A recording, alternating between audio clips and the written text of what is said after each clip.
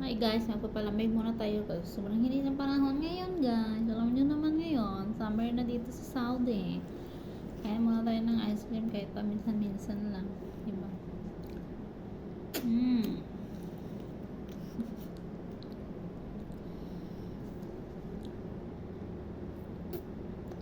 Mmm.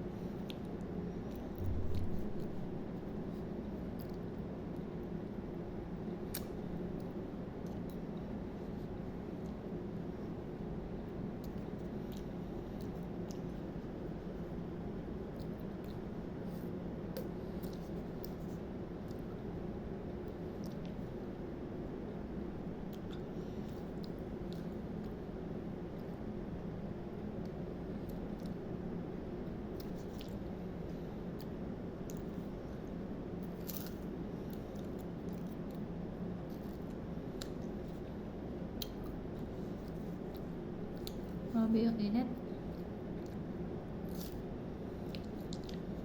Kaka-umay na yung init dito. Sarap na umuwi ng Pinas. Sa Pinas kahit mainit, at least may mga kahoy kang masisilungan. Dito aircon mo, sakit pa yung ulo mo dito. Kahit yung katawan ko sa aircon.